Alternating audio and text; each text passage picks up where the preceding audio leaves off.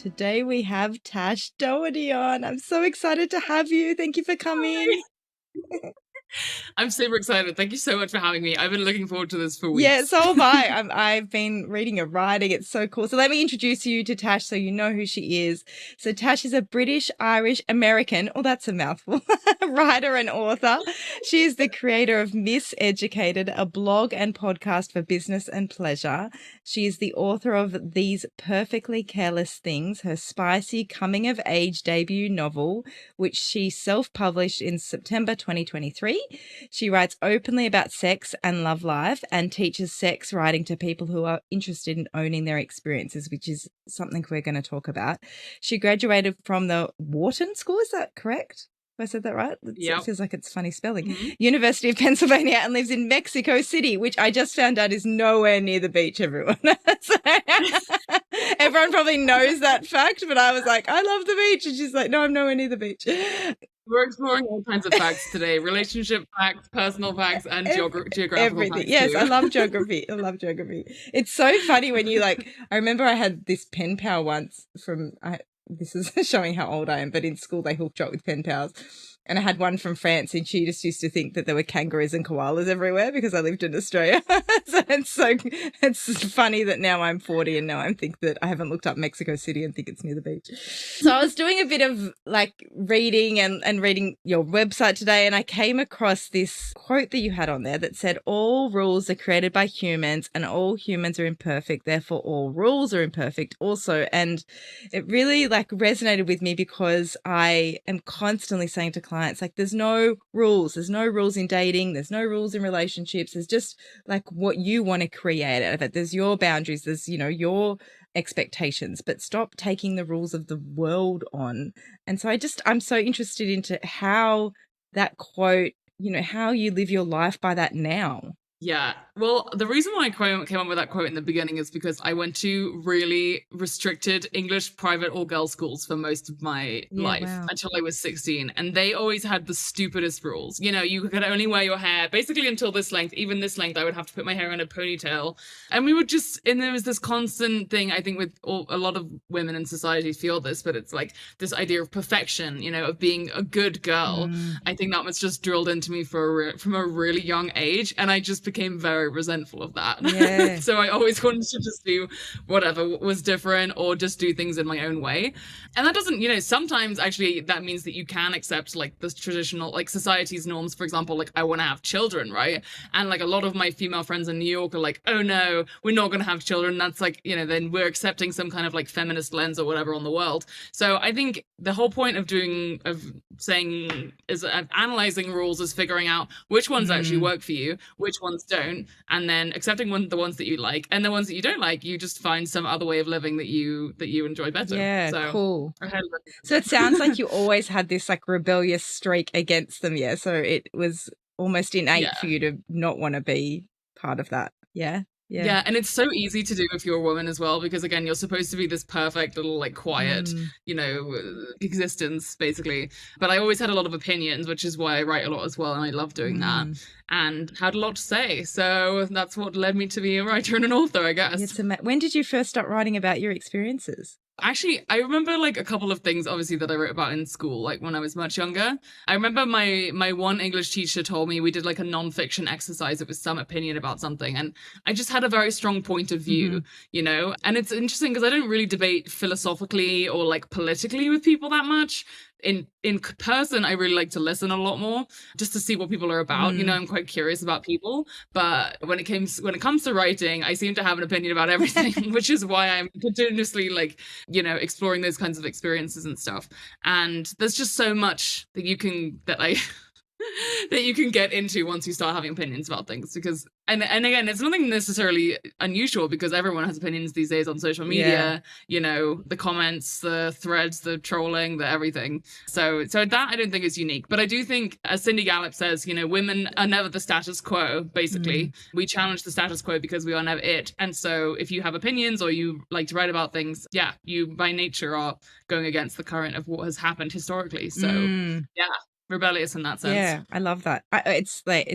I just thought about my own language then as well. Like, even that's classified rebellious. Like, is it? And I'm just questioning myself. Like, is it you're just being you, you know? So why is that rebellious? Anyway. Yeah. Well, my other friend says that haters are just fans with frowns.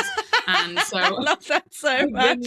I'm going to use that. And as more and more of my work is getting published, I'm just waiting for the army of haters to come, because a lot of women, especially outspoken women, just get trolled online constantly by people telling them, you know, they'd be better off dead or whatever. Yeah. So I got, actually, my most recent article that I published was called On Dating Mexican Men.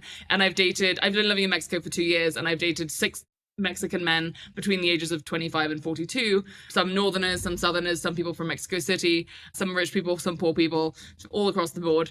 And I got called out and some hate from one of my more liberal facing friends. So I count that as a success. You know, if people are critiquing your work, that means that they're reading it. So true.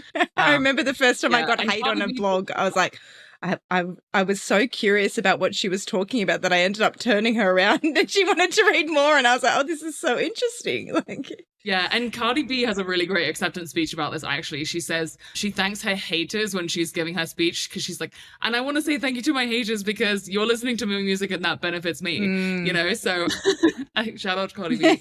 Yeah, it's a great mantra to have, because not everyone's going to like the things that you're saying and posting on the internet. So. I just went to an International Women's Day event on Friday, and that was one of the big themes, was like, how can women support each other? Because sometimes women are the ones tearing down the other women. It's huge in Australia. I don't know what it's like all over the world, but there's just a lot of like, as soon as another woman gets big, oh, she's too big now. You know, like, go you. And then it gets a little bit too big for like that other person. Oh, no, that's way too. You've done too good now. So step back down, back into your box. I mean, there's so much internalized misogyny. I once met a group of female pilots, actually, and they had said that the only people who were complaining on the flight that they were flying were other women who wouldn't get on the plane with them. But this was also in like the south of the US, so it was more like conservative. But yeah, some women are some of the biggest proponents of that, or haters. And yeah, I also wrote about that in a piece called On Not Judging Other Women, because I had a female friend who had like fake boobs and was like, you know, really into like outward appearances. And there's just some really, really good stuff in the book Nonviolent Communication by Marshall Rosenberg. Really, really recommend that book for like relationships and just general life. But he basically talks about how if we're judging other people, it's because we feel that our values are being threatened. So in this case, my value would be like, oh, I prefer to be like natural because I want people to perceive me as I naturally am, rather than having these like over-sexualized assets and stuff. So when we think more deeply about the values that it's speaking to, then we can separate our like judgment of another woman from what, you know, is really going on with ourselves internally. So yeah, not judging other people is hard, but highly recommend trying to figure out how not to do that. Yeah, I love that. Okay, let's get into your writing. I want to hear. I am so intrigued about all of it. I feel like as I was reading all the stuff you sent me, I was like, we could go in a million different directions. This might have to be like one of like 25 interviews. But but for today, let's talk about, you know, writing about like your sexual experiences and maybe how you got into that and what it's done for you. Yeah, I've got a couple of different pieces out there. I want to speak to one specific article called I Pegged My Boyfriend. It's one of my most popular articles, and I think especially that one, I really wanted to share, like, it was a kind of unusual thing that I did, right? Like when you peg somebody, you put on a strap on, like you put that strap on in certain places in your boyfriend's body. And I think it really made me think a lot about masculinity, because basically you're seeing men in a very, very vulnerable position. And also, like, you know, gay men have this kind of sex all the time. So it's very, you know, frowned upon or kind of taboo in the straight man world. And I think I just, you know, that piece and that experience especially made me reflect on how we treat men who show any kind of sensitivity, you know, in the world. I had also mentioned that, like, in that piece, I'd had boyfriends who, you know, maybe they stubbed their toe on the pavement or something. And then I was kind of like disgusted by the fact that they would like cry out in pain. And so I think pegging my boyfriend really made me reflect on like why I was so against why are we so against men, or me personally, you know, from experiencing vulnerability and showing that. So it can be a pretty interesting experience writing about different things. And my personal favorite like way to write about sex as well is to be as honest as possible about my experiences. So, you know, how I orgasm, or like how many men have made me orgasm. That's another piece that I've written called on how to achieve orgasm equality. And what I want to do with that is that, say, like, my experiences as a single data point, but there's all these statistics out there about like the orgasm gap, right? So I'm saying, hey, like, I'm a woman, I will give you my full honest experience, and then we can compare whether my experience is, you know, of the same level, or like how can we put a face to these like very data driven statistics, you know, because I think a lot of stuff is just like scientific and it seems very woo woo and not really like relatable, and really we need to know about like periods and, you know, sex and pleasure and all of this stuff. So that's really what I try to do. And yes, we could continue to go in a million different directions with that. Yeah, I love that. And how, like, when you started doing that, how do you feel like what did it do to your life? Like, how did it change your life, or not? Like, what happened for you? Yeah, I mean, so my dad actually, like, I started realizing that about a quarter of my readers come from LinkedIn, which is interesting. So I was like, hey, Dad, like, I know that we follow each other on LinkedIn, so like just wanted to let you know that if you see any of my stuff, like we can unfollow each other, we can like disconnect, let me know.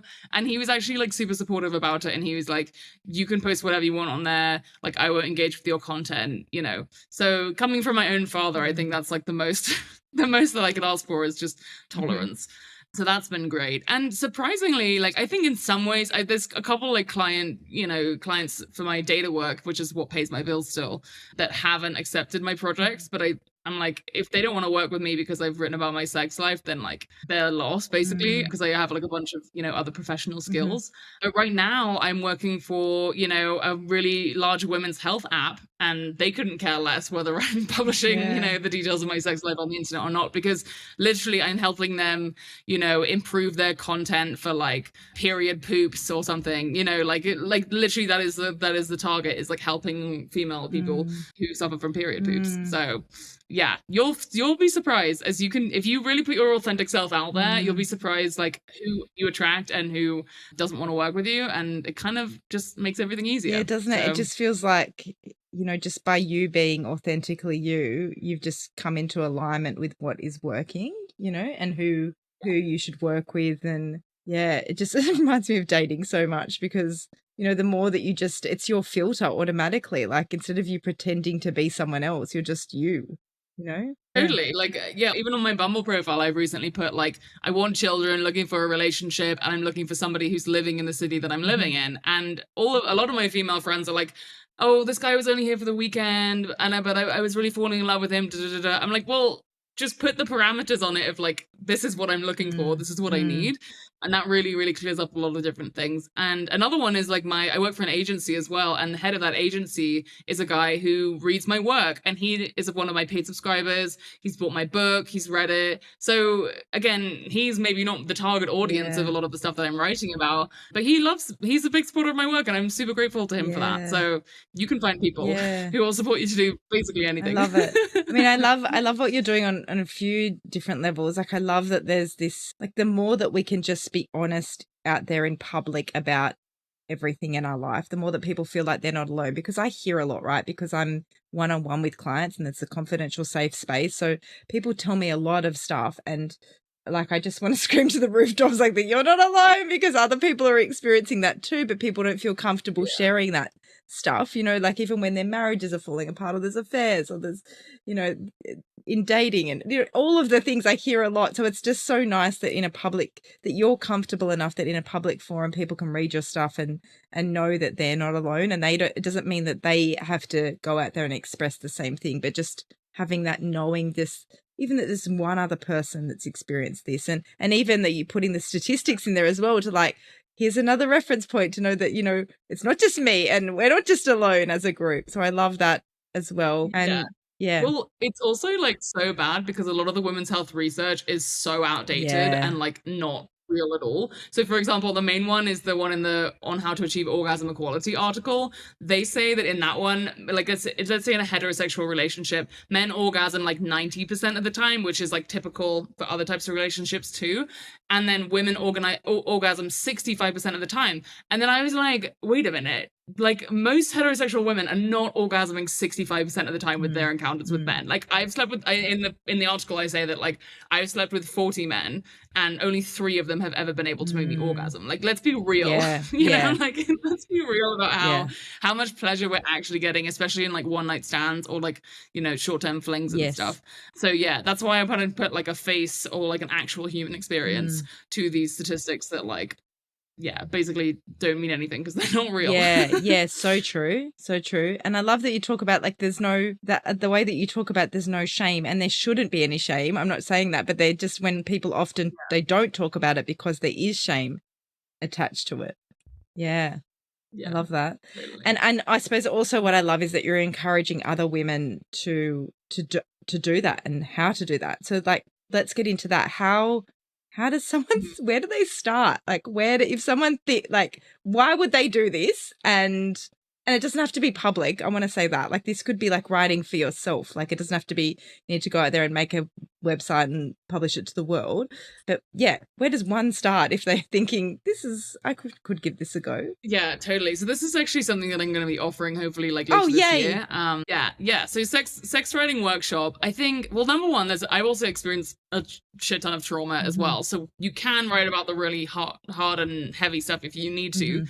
But I think any kind of writing, you know, you sit down and you just like focus, you let it come out, you know, you're writing as you go. Try not to filter yourself or like be mean to yourself and be like, oh, this isn't correct. Or even if your grammar sucks, it really doesn't matter.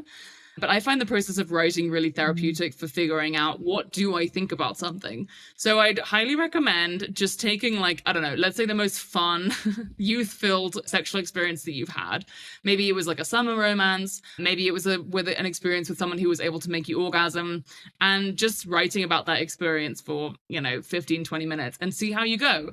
And I think, as I was saying with the, I pegged my boyfriend article, I reflected so much about masculinity after writing that article in a way that I wasn't expecting at all. So, and writing, you just get in the flow of, notice or remember the sights, the smells, the sounds, using the 5 senses, and bring yourself back into that experience and just relive it. Like, was there something that this person said to you? Like, what your partner, what were they wearing? Or if you want to talk about or like write about a specific masturbation experience that you had that you really liked, like what toy were you using? What time of day was it? Like, was it like a sneaky thing that you were doing in the shower while you were like on holiday? Like who knows? So I highly recommend just like exploring that and for fun. And then, that can rekindle a lot of stuff. I mean, it could go in basically any direction. Like, either helping you reconnect with your sexuality, or you figure out what you actually enjoy in terms of pleasure, which is very important. And then maybe you can recreate that as well. Like maybe you're in a marriage or you're married and you like haven't had sex in like 3 years. And then you're like, hey, shit, we actually had amazing sex that one night when we were like, after this, we went to the cinema or whatever. Like what was different about that night, and then recreating that. So I think it can be a really fun experience for a number of different reasons. But just start with it, like, instead of doing your morning journaling, just start writing about your sex life instead and see where it takes you. Yeah, I love that. No rules. Just go with it. That's what I say to people about journaling all the time. Like, just put pen to paper and just, like, it doesn't have to make any sense whatsoever. Just get it out of your head onto the paper. And is that like, when you talked about the 5 senses, is that your process of writing? Like, what do you do to get in to start writing? Yeah, well, I've taken a lot of writing classes and I do write a lot. I think what's good about the senses, and this is just about good, and this is talking if we want to write good writing, then we should be as specific as possible. So, for example, in my book, These Perfectly Careless Things, it's set in 2010 in London. So, the people are not on TikTok because TikTok didn't exist then, right? They're on their Blackberries, they're, watching certain TV shows, they're listening to certain music. And so the more specific you can be, the more that will bring your scene to life, if somebody was going to read this eventually. And actually in the specifics is where we find the universal. So that's just a way that, a tip for writing good stuff in general. But yeah, it can help you just really make the experience more vivid for yourself. you know, if you remember just remembering those details, that's what really brings it to life. Yeah, wow. I love that. I think that that's just such a cool way to start, and just to get them, and just try it, right? Like if you're thinking about it, just try it. What you can just put in the shredder or burn it later if you don't want to ever read it again. Like just try it. No one has to know anything, you know, that it's just you. Yeah. Yeah, and the other thing I would recommend, again, in the lines of no rules, is write whatever you want to write about, good you know? point. Like a lot of times with writing, especially people who are like blogging and stuff, they're like, oh, I need to write about, you know, being a digital nomad in the tech industry, or like, I need to write about like this, you know, listicle of like my best shopping experiences. Like, no, you just really literally, it's your journal, it's your space. And I think that's also, maybe that's really what it comes down to, is like when we're women writing, it's like, yeah, we just express as we want to in our own space, in our own unique way, and try to like ignore all of the signs and recommendations from society about like what we should be thinking or feeling or doing. And that's, I think, that's what's super important for sexuality, especially because I think we're always told like for example, I dated a guy who used to be obese, right? So he had like multiple stomachs basically, because he hadn't gotten skin removal surgery, and he didn't have enough money to probably ever get that surgery. So, you know, but he gave me more orgasms than I've ever had, and was like the best at oral sex that I've ever had as well in my life. So I think we can, when we really tune into this through like writing or feeling through our sexuality, like we're really getting to the core of who these people are, and like really what we need, right? Like I don't really need a guy with a six-pack, like, but I do need, or would like, somebody to eat me out like a couple of times a week, and have that like really magical experience with somebody who like really finds me delicious. So you know, like I think that's what writing can help us do, is just break down all of those societal expectations. Yeah, and also get, like, I love what you said before about getting clear on what you want, because I think particularly because sex, particularly in Australia, I can't talk for the rest of the world, but in Australia, it is really a topic that is not spoken about. And it's not spoken about when you start dating. And it's, you know, this is overall, like, of course, some people do it, but majority of people just don't speak about it. It's not spoken about in the relationship. And then, you know, I don't know, someone finds out that there's some kinks that someone likes, you know, 10 years down the track, and like, or that, who just even basic stuff around what you want and need. And if you don't know yourself, how on earth do you express that to the other person? Like, how do they know? Like, and it should just be the same as like, I don't know, I would like, you know, you to cook me dinner. Like, why is it not, why are we not speaking I'd love an about iced it? coffee with some whole milk. A whole milk latte. Thank you. Yeah, it's exactly like that. And I don't know. I think unfortunately I'm like a curious cat, you know, so that's the reason why I write about, even what actually really amazed me was that I wrote an article which was like the 4 categories of porn I watch and why. And like my one friend who read it had like never watched porn before, and I was like, oh my god, what? Like since like a ridiculously young age, like I have been consuming way too much pornographic content, just putting that out there. So that was fascinating. But yeah, exactly. She doesn't maybe know, or she's never thought about watching porn. I'm not saying everyone has to watch porn, but just some people are like more likely to, you know, randomly go off in their own direction like I have, and then discover really strange things. But then you actually learn a lot about what you actually like. That helps you a lot, because then you can actually instruct your partner as to how to please you, which is very because important. it's just like everything else. Like, you come from 2 different worlds, right? So if you make the assumption that they're just going to know what to give you or know what you need, you're just falling down, like you're setting yourselves, like you're both up to fail. Because it's honestly exactly the same as like, I just had a client before where I was like, you're an extrovert and she's an introvert, so you both need really different things from, like, so how can you even give each other what you need in that moment, you know? But if you didn't know that, you'd be expecting the other person to go out all the time, or the other person to stay in all the time, or, you know, like just knowing you. Yeah, and that's probably also why we're having so much fewer orgasms as well in heterosexual relationships, because the whole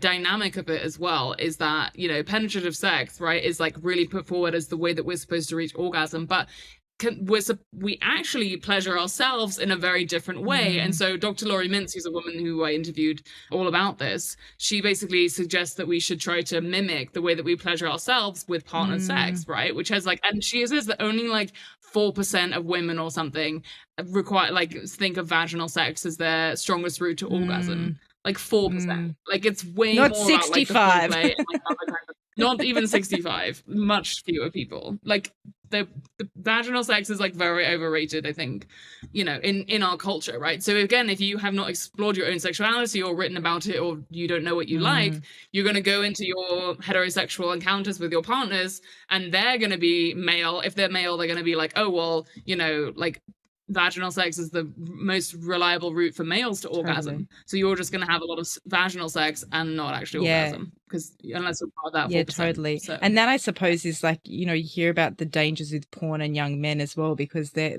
thinking, if they're watching a lot of like rough porn or like, and that's what women want, that's what they need. And yeah.